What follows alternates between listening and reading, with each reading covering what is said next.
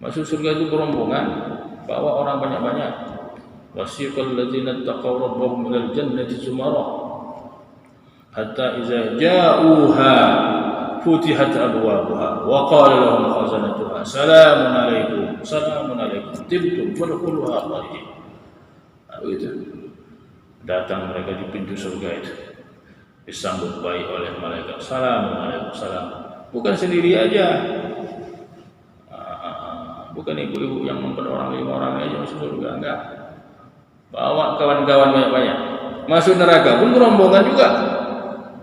Wasiqal ladzina kafaru ila jahannam zumara. Dzikrun wa maw'idun.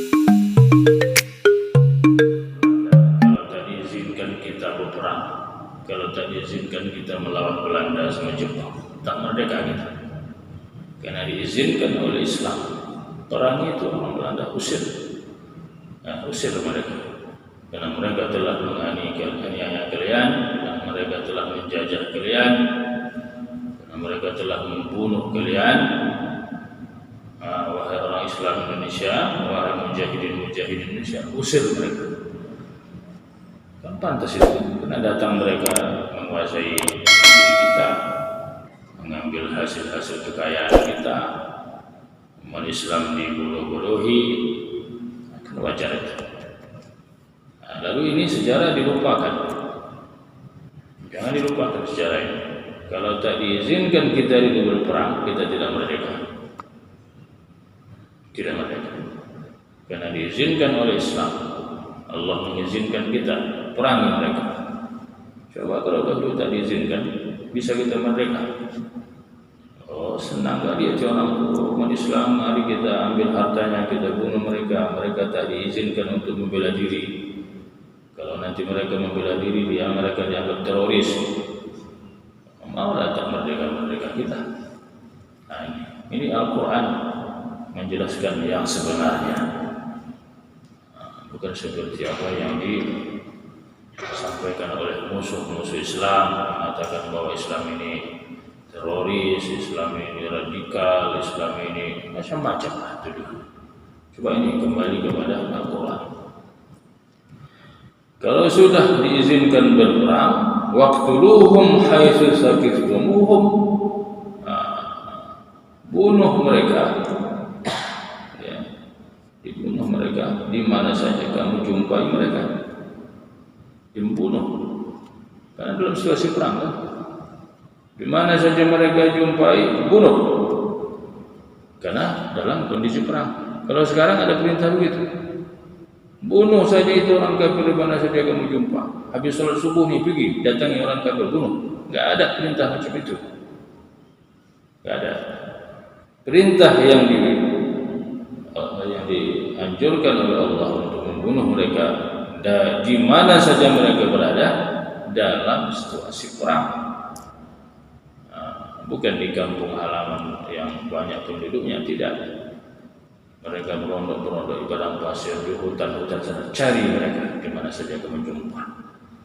Kalau dalam penduduk yang ramai, dalam perang kota, dalam kota nggak ada disuruh dalam Islam berperang di dalam kota, dalam penduduknya banyak nanti korban. Nggak boleh. Perang itu di mana? Di tempatnya di tanah lapang, di hutan-hutan, di padang pasir. Di mana saya jumpa perang mereka. Jangan di tempat yang ramai. Ini rumah sakit dibom. Tengok Baghdad, ya, Irak hancur babak belur. Kenapa? Perangnya dalam kota. Banyak yang mati. Yang mati itu siapa? Kaum-kaum yang du'afa, kaum yang lemah, perempuan, anak kecil, rumah sakit dibom. Menang aja lah mereka kalau kayak gitu. Kalau macam di gunung, coba macam di Afghanistan, perang di gunung sana, jalan puasa, babak belur, lari itu Amerika, lari itu orang Soviet, Rusia, sekarang merdeka itu Taliban. Ini kita lihat, orang yang datang merebut harta kekayaan kita, orang Amerika datang mengambil harta umat Islam yang ada di Afghanistan. Orang Rusia datang, lalu mereka ini membela diri mereka, lalu dianggap teroris. Ini kan keterlaluan ini. Kan tak betul. Seorang pencuri datang ke rumah ibu, ke rumah bapak. Datang dia pencuri bawa senjata dia. Diambilnya TV, diambilnya kulkas, diambilnya alat-alat rumah. Lalu kita bela diri, menjerit-jerit kita panggil orang ramai, tolong kami kecurian. Lalu dibilang oleh wartawan, ini tuan rumah ini menjerit-jerit ini, manggil orang banyak, ini teroris ini. Cocok itu kira-kira? Cocok kira-kira gitu. Logika berpikirnya, orang membelah diri dia, membelah rumah tangganya, jangan ambil harta kami, jangan bunuh kami, lalu minta tolong. Kalaupun dibelahnya, membela diri, kalau dibunuhnya dia pun ikut membunuh juga, lalu kita dianggap teroris. Di mana logika berpikirnya itu? Coba berpikir yang waras lah gitu. Macam di Palestina itu, mereka diambil rumah tangganya, di babak belur, dihancurkan, kemudian tanahnya diambil, kampungnya sudah dikuasai.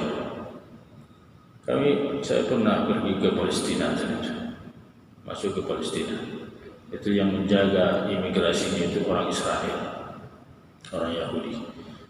Kita mau masuk ke negeri kita sendiri, ke kampung Islam, dijaga oleh orang Yahudi. Kan tak cocok. Kita mau masuk ke rumah kita sendiri, orang Yahudi jaga, jangan masuk. Cocok kira-kira. Nah, ini berpikirlah yang waras itu. Manusia ini kadang-kadang tidak berpikir secara waras karena menyurutkan hawa nafsunya saja. Nah, ini kita punya masjid nih misalnya, masjid raya besar. Datang orang Yahudi menjaga di pintu gerbang, jangan masuk. Orang-orang yang penting aja masuk. Orang-orang yang mau membuat kerusuhan tak boleh masuk. Atau orang-orang yang pilihan mereka sajalah yang masuk. Yahudi pula menjaga masjid raya. Cocok kira-kira? Kan nggak cocok, logikanya di mana? Nah, itu makanya bacalah ayat Quran ini sepenuhnya, jangan sepotong-sepotong. Banyak orang baca sepotong-sepotong saja. Qatilu fi sabilillah, perangi mereka ya Allah, perangi mereka. Kan ada sambungan ayatnya. Kalau mereka membunuh, kalian harus membunuh mereka juga. Kalau mereka sudah memerangi mereka, perangi juga mereka. Dan siapa yang menyatakan perang ini? Apakah bisa organisasi tertentu, ormas, ayo perang itu perang? Tidak boleh, bukan organisasi tertentu. Yang menyatakan perang itu adalah kepala negaranya. Kepala negaranya. Nah, itu yang menyatakan perang. Dalam undang-undang kita kan itu juga. Presiden berhak menyatakan perang. Nah, kan gitu. Tergantung kepada presidennya. Kalau presidennya memang membela Islam, dia akan menyatakan perang. Kalau presiden yang tidak membela Islam, ya malah dia menyuruh perangnya aja itu orang Islam, bunuh aja orang itu katanya kan. Nah, tergantung presidennya. Maka izin untuk melaksanakan peperangan itu ada pada hak kepada kepala negara, bukan kelompok-kelompok tertentu. Tapi kalau kepala negaranya tidak mau membela, bagaimana? Nah, maka umat Islam pun harus sabar. Karena pada masa di Mekah, umat Islam itu selama 13 tahun, banyak itu rakyat itu, umat Islam itu minta, ya Rasulullah izinkan kami berperang, izinkan kami, jangan dulu kata Nabi. Sampai ada perintah Allah, ya Muhammad sekarang diizinkan. Maka sebagai Rasul, sebagai kepala negara, kata Rasul, ayo kita sudah diizinkan memerangi mereka. Barulah terjadi peperangan di Madinah berapa kali? 37 kali berperang. Yang dipimpin oleh Rasulullah berapa kali? 17 kali Rasulullah langsung memimpin. Itu dia. Nah, jadi ini Islam jangan jangan dibodoh-bodohi umat Islam. Islam ini menganjurkan kita untuk membela diri membela agama. Nah, jangan sampai kita dianggap membela diri, membela agama, lalu dianggap pula kita yang melakukan teroris sebagai orang yang melampaui batas. Tidak, kita membela diri. Waqtuluhum haitsu thaqiftumuhum wa akhrijuhum min haitsu akhrajukum. Usir mereka sekira-kira mereka mengusir kamu. Nah, usir mereka karena mereka mengusir kamu. Kita tinggal di satu negeri. Di sini ada orang Kristen, ada orang Yahudi, orang Islam. Datang orang Yahudi ini mengusir umat Islam. Wajar tak kita usir mereka? Wajar kali lah. Macam di Palestina juga kan. Tanah itu sudah diizinkan. Kau orang Yahudi mau tinggal sini silakan. Kalau sudah beli tanah kau di sini silakan. Kau buat rumah kau di sini silakan. Membuat kebun kalau kau beli dengan cara yang halal silakan. Gitu juga. Lalu mereka usir kita. Apa kita biarkan aja? Tidak. Kita usir bela. Kita usir pula mereka. Karena mereka yang mulai. Nah, jadi Islam ini tidak memulai, tapi Islam justru membela. Jangan sampai kita yang kita menjadi korban terus. Negeri kita begitu juga diusirnya kita oleh Belanda, oleh Jepang.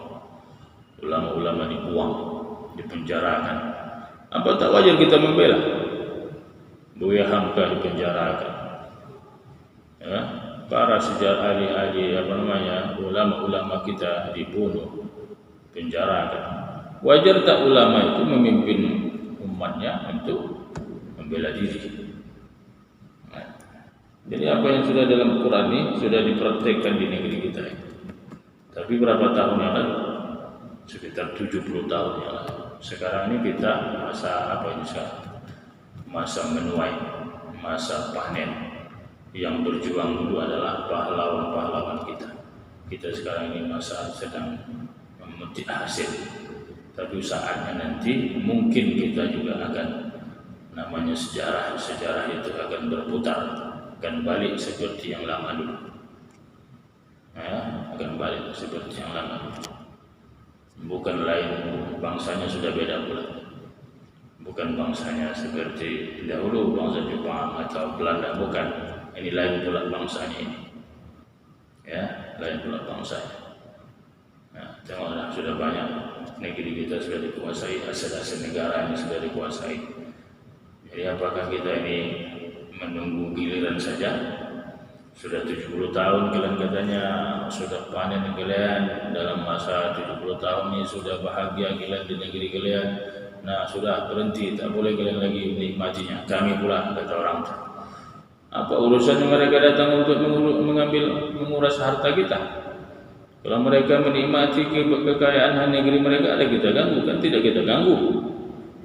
Nah, inilah perlu disampaikan sama generasi-generasi kita, anak-anak muda kita. Lalu mereka pun sudah paham juga, sudah ngerti dia bagaimana cara membodohi umat Islam ini. Caranya apa? Itu hapus kalimat jihad di dalam pelajaran kurikulum agama. Tak usah lagi belajar jihad. Itu caranya. Kurangi mata pelajaran agama dalam kurikulum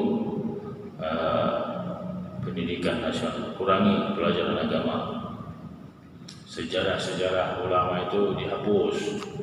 Kiai Haji Hasyim Asy'ari sebagai ulama, sebagai pahlawan nasional, coret namanya. Itu nampak kan taktik-taktik itu. Kalau kita diam saja, diam aja kita nih, berpuas diri kita dengan nikmat yang sementara ini. Sementara generasi kita akan datang, ya anak-anak kita 20 tahun akan datang, bagaimana nasibnya? Kita diam aja. Tidak, bersiap.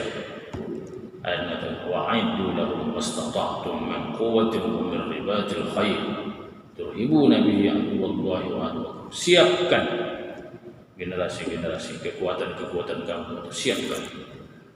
Jangan puas sampai di sini. Siapkan anak-anak kita, generasi kita.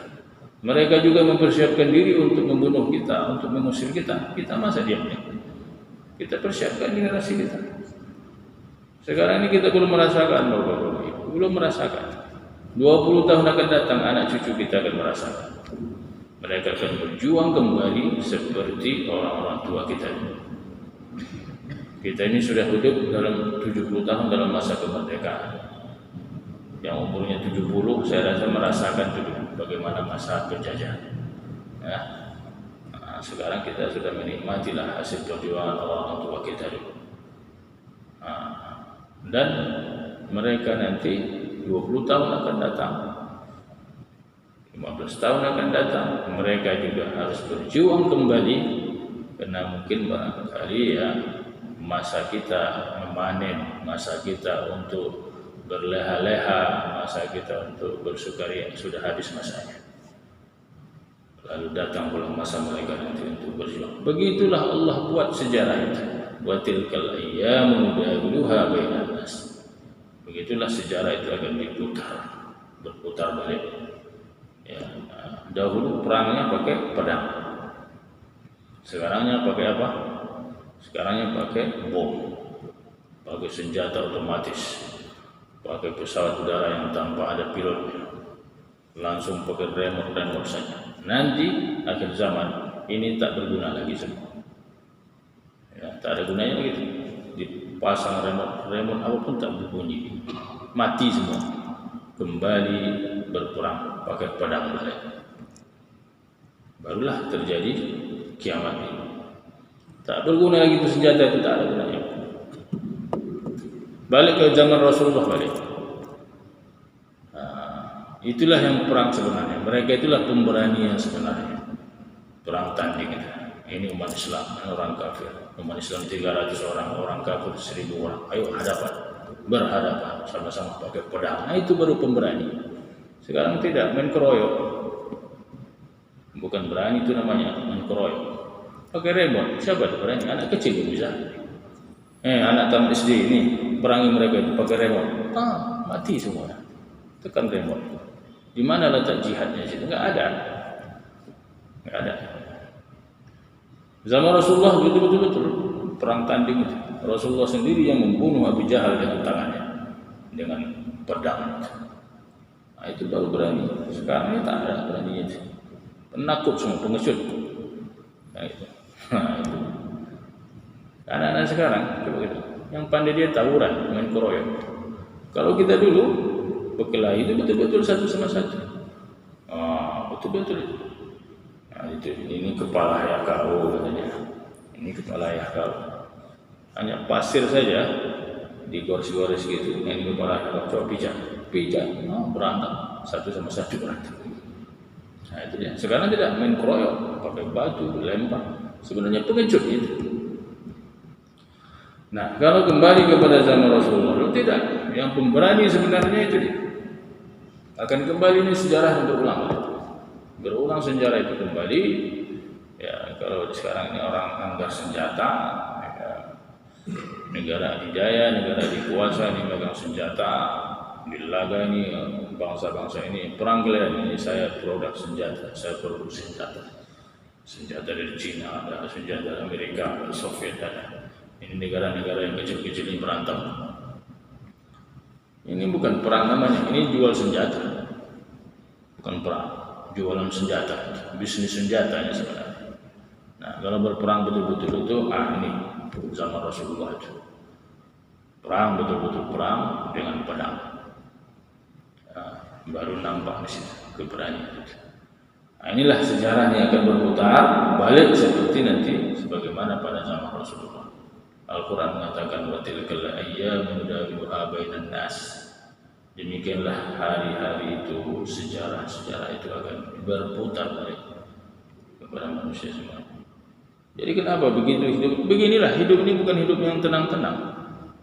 Mau masuk surga enggak bisa dengan angan-angan saja. Itulah dunia ini bukan tempat kita bersenang-senang. Begitulah Allah membuat skenario-nya begitu. Apakah hidupnya untuk tidur-tidur saja? Hidup ini duduk minum kopi saja, lalu masuk surga. Tiap hari itu kerja. Begitukah hidup ini? Tidak. Bukan itu yang dikehendaki oleh Allah. Am hasibtum an tadkhulul jannah walamma ya'tikum masalul ladzina khalu min qablikum massatuhumul ba'sa wad dharra wa zulzilu. Apakah kamu menyangka kamu masuk surga tanpa kamu merasakan seperti apa yang dirasakan umat terdahulu? Ya, ditimpa kesusahan, kemudaratan, ya, kegoncangan, jihad, sampai orang-orang yang di sekitar mereka berkata, hatta yaqulul ladzina ma'u mata nasrullah. Mereka bertanya, kapan lagi bantuan Allah ini datang ya Rasul? Kapan lagi? Begitu penderitaan. Jadi apa kita mau masuk surga itu dengan angan-angan saja? Apa kata Allah? Laisa bi amanikikum wala amani ahli kitab. Masuk surga itu bukan dengan angan-angan kamu. Aku nanti mau masuk surga dengan angan. Tidak, perjuangan. Ada jihad. Bukan jihad dengan senjata saja, jihad melawan hawa nafsu kita. Jihad melawan keinginan kita saja, tidak mengikuti keinginan Allah. Itu jihad. Bangun pagi ini jihad. Bukan bisa kita sholat di rumah aja lah, nanti sholat subuh jam 8 aja, sekalian sholat duha. Nggak bisa. Itu angan-angan namanya itu.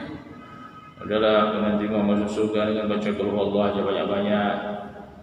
Ya, tak usah peduli sama tetangga, tak usah peduli sama anak. Aku mau masuk surga dengan angan-angan, aku baca selawat banyak-banyak. Anak kita entah apa-apa kerjanya, urat kemungkaran, narkoba, kita diam saja. Mana perjuangan kita? Mau masuk surga dengan angan-angan saja. Perjuangan kita mana?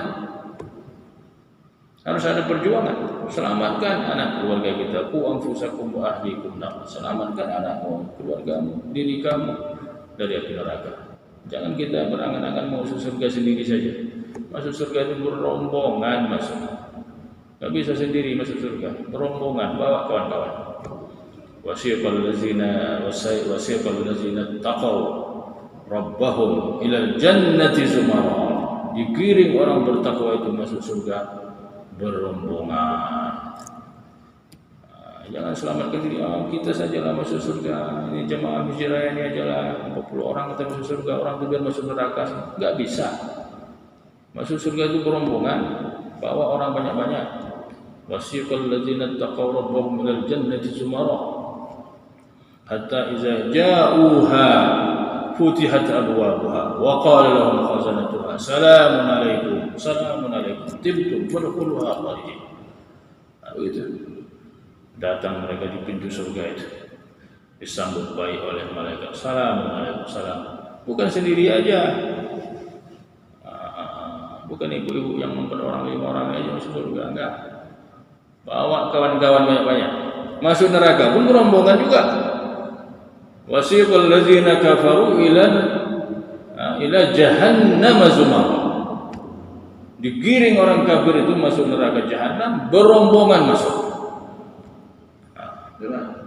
Berombongan. Jadi harus ada perjuangan kita untuk membawa kawan-kawan, membawa umat ini supaya sama-sama masuk surga. Atau ikut orang dulu, bawa rombongan masuk neraka, pilih. Wa hadainahun najdain. Kami buat jalan itu hanya 2 saja, dari surga atau neraka. Ashabul yamin wa ashabus shimal. Jalur kanan atau jalur kiri, pilih. Jalur tengah nggak ada.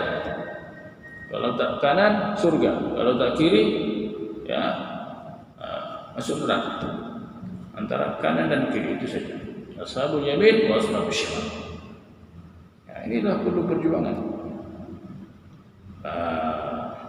Wal fitnatu asyaddu minal qatl. Kenapa perang-perang saja? Untuk apa ini? Macam mana lagi kapan lagi kita mau hidup tenang gitu kan gitu. Apa kata Allah? Wal fitnatu asyaddu minal qatl. Syirik itu lebih kejam daripada peperangan.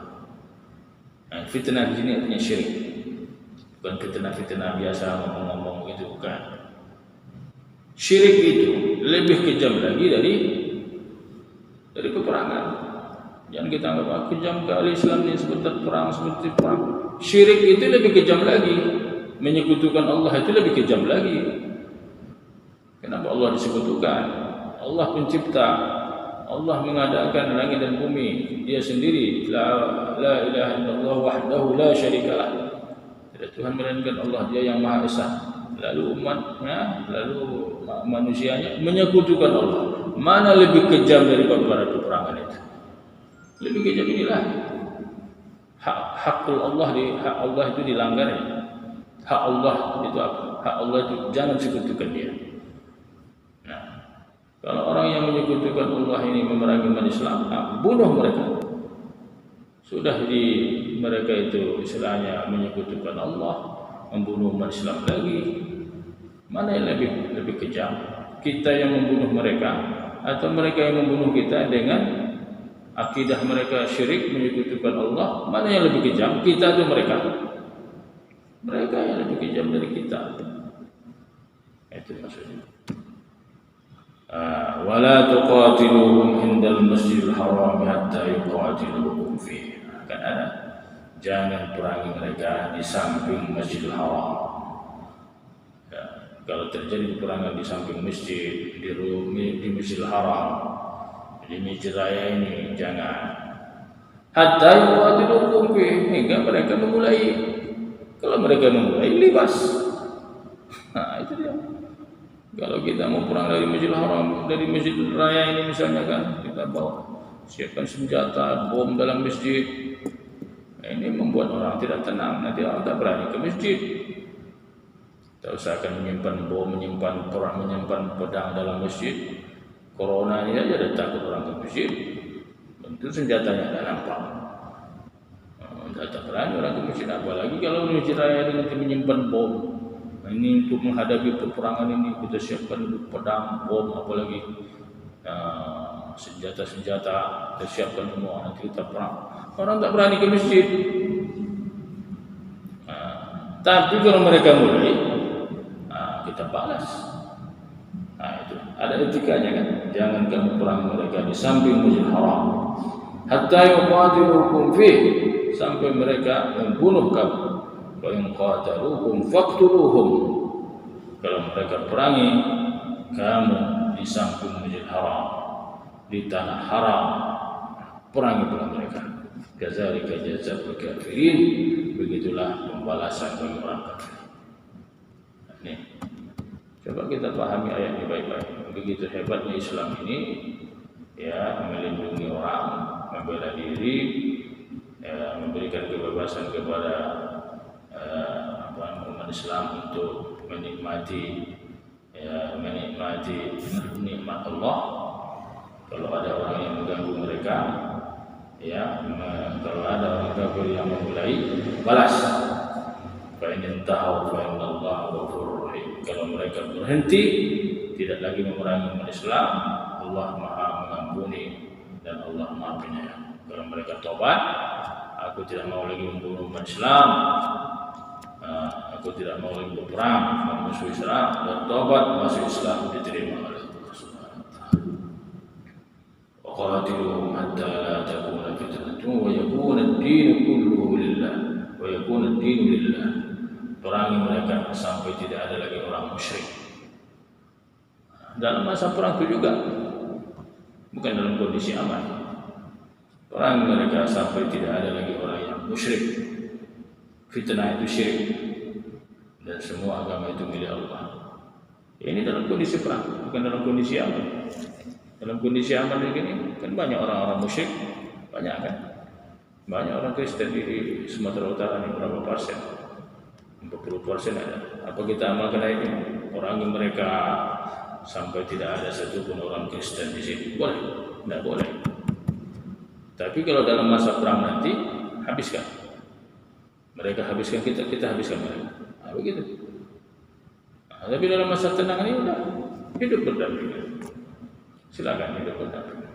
Rasulullah sendiri ketika dia wafat, tergadai bajunya itu di tangan orang Yahudi. Baju perangnya tergadai di tangan orang Yahudi.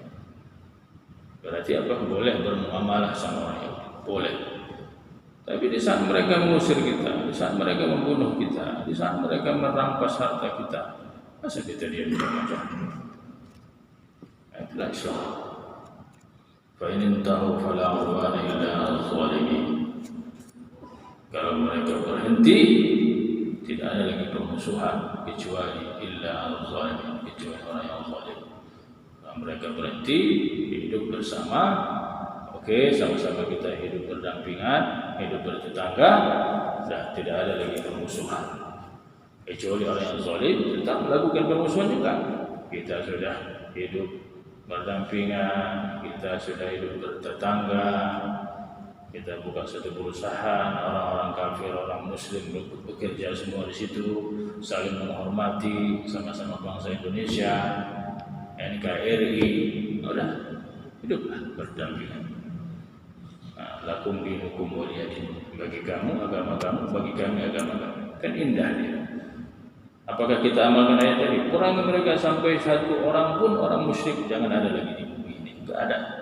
Ini dalam situasi perang. Dalam situasi perang sudah dinyatakan oleh kepala negara, kita perang, kata kepala negara, itu habisi mereka semua. Ya, ketimbang kita duluan habis, biar mereka duluan habis. Begitu Pak. Tapi kalau sudah berhenti, kata kepala negara, tidak ada lagi peperangan, kita damai, gencatan senjata, udah. Hidup berdampingan, ya, hidup bersama-sama. Bahkan Al-Quran juga membolehkan nikah sama perempuan-perempuan ahlul kitab, perempuannya Yahudi, ya, kemudian perempuannya juga ahlul kitab dari Nasrani, boleh, laki-lakinya muslim, nikahi mereka itu. Mungkin suaminya sudah mati dalam perang, ya, mati dalam perang, tinggal istri-istrinya, janda-janda, nikahi. Bantu mereka. Gitu. Tapi sebaliknya tak boleh. Suaminya Yahudi, wanitanya muslimah, tak boleh. Kenapa boleh suaminya muslim, istrinya Yahudi, istrinya ahlul kitab? Kenapa boleh? Nah, nanti ini kan dipengaruhi juga supaya mereka mau masuk Islam. Dan kepala rumah tangga itu adalah suami. Nah, itu makanya dibolehkan dalam Islam. Boleh. Presiden Yasir Arafat istrinya Yahudi. Ya, Presiden Palestina Yasir Arafat istrinya Yahudi. Tidak ada negara Islam yang memprotes. Oh, tak boleh kau nikah sama Yahudi. Nah, kenapa? Karena itu dalam Quran memang dibolehkan. Mereka itu termasuk ahlul kitab. Nah, sekarang terbalik pula. Laki-lakinya orang Kristen, perempuannya orang Islam, sudah dapat anak, ya, dia bisa ada ambil anaknya masuk Kristen. Nah, itu yang tak boleh. Makanya diharamkan. Nikah beda agama diharamkan. Baik laki-lakinya Muslim, perempuannya Muslimah, perempuannya ahlul kitab, tetap dilarang. Kenapa? Karena sudah tidak lagi sesuai dengan aturannya. Dahulu dibolehkan karena Islam sebagai kepala rumah tangga. Sekarang ini sudah dibolehkan semua oleh negara. Itu makanya MUI memfatwakan tidak boleh lagi. Kenapa? Karena sudah tidak ikut aturan lagi. Tujuan mereka pun sudah berbeda. Tujuan kita adalah untuk mengislamkan mereka supaya mereka masuk Islam. Tujuan mereka tidak untuk memurtadkan umat Islam. Oleh MUI dikeluarkan fatwa tidak boleh nikah dengan perempuan ahlul kitab. Kenapa? Karena saddu zari'ah, menutup pintu supaya jangan nanti mereka melaksanakan ini. Justru ini perintahkan kepada umat Islam. Wahai laki-laki, nikahilah perempuan ahlul kitab. Nikahi. Ini terbalik. Mereka boleh mengamalkan. Orang ahlul kitab nikahi perempuan yang muslimah. Ajak mereka supaya masuk Kristen. Itu terbalik. Mereka yang mengamalkan. Sebenarnya kita yang mengamalkan. Jadi ayat ini betul-betul ayat yang membakar semangat kita untuk berjihad. Tapi ada aturan, tidak sembarangan aja. Ya, pulang dari masjid bawa minyak lampu, bawa bensin, apa kata Ustaz tadi katanya gas bunuh mereka semua, jangan ada satu pun yang kafir lagi. Bukan di sini tempatnya. Kecuali dalam keadaan darurat sipil, darurat perang. Itu pun dinyatakan oleh kepala negara. Tak bisa kepling, kepala desa nggak bisa, camat pun tak bisa. Oh kata camat kita perang aja nggak boleh. Ada pernyataan seperti itu. Kenapa? Ini resiko perang ini luar biasa ya. Konsekuensi perang ini luar biasa, bukan sembarangan. Kematian semua orang.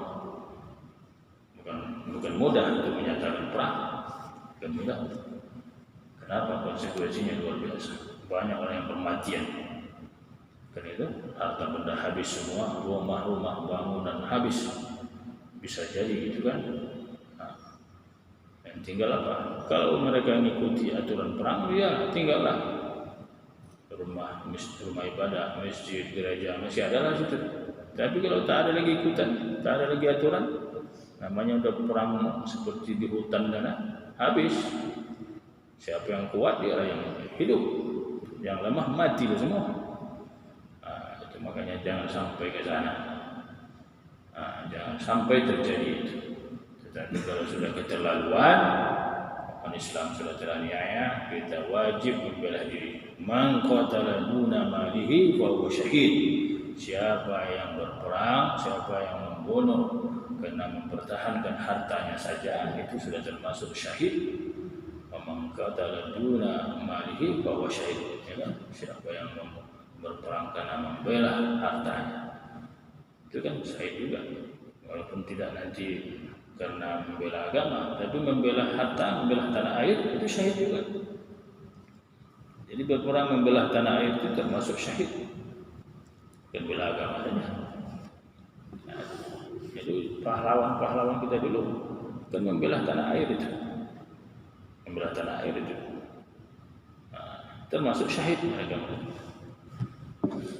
Baiklah Bapak-bapak, Ibu-ibu, para jemaah sekalian, inilah kajian kita pagi hari ini.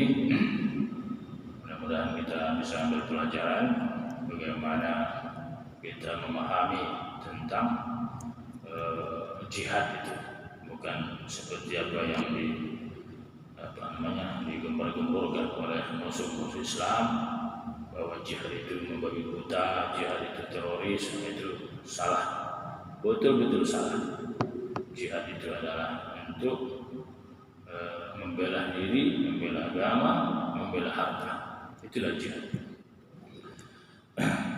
Bismillahirrahmanirrahim. Alhamdulillahirabbil alamin, wassalatu wassalamu ala asyrofil mursalin wa ala alihi wa sahbihi ajma'in.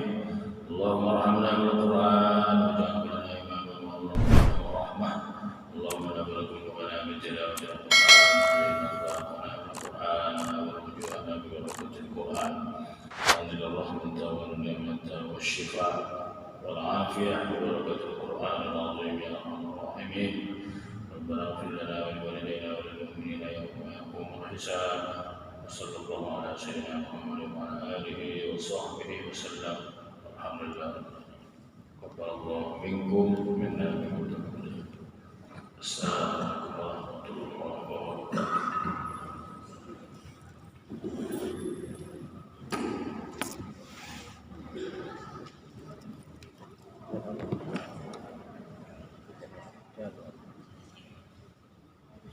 Terima kasih.